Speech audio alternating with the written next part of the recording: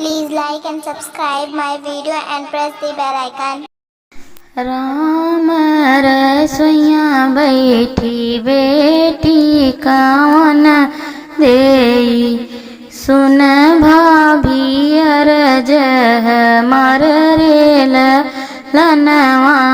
रे सुन भाभी अरज मर रे लनवा अवध नगरिया की दूरी गरिया रे भैया पटा छठ मासरे ललनवा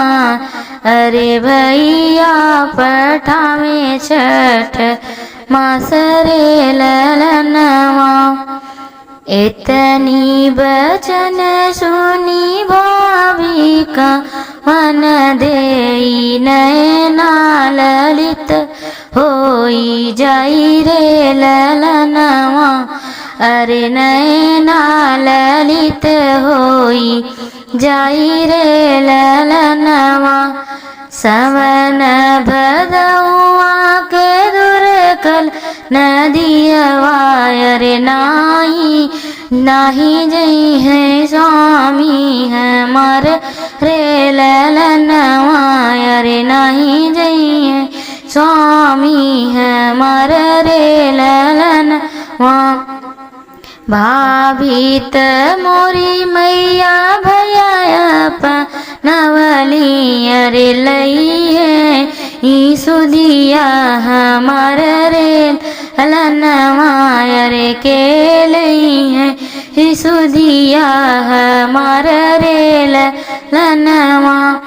इतनी बचन सुनी माई कवन देई अरे सुन बेटी अरज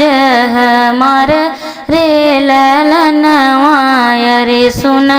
बेटी अरज हमार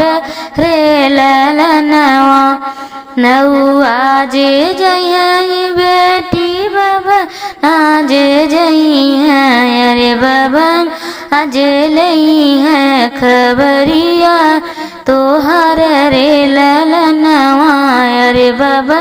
नाज लई है खबर तोहर रे ललनवा राम रसोइया बैठी बेटी कवन देई सुन भाभी अरज हमार रे ललनवा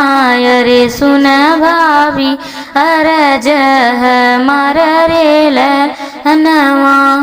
Thanks for watching my video, friends.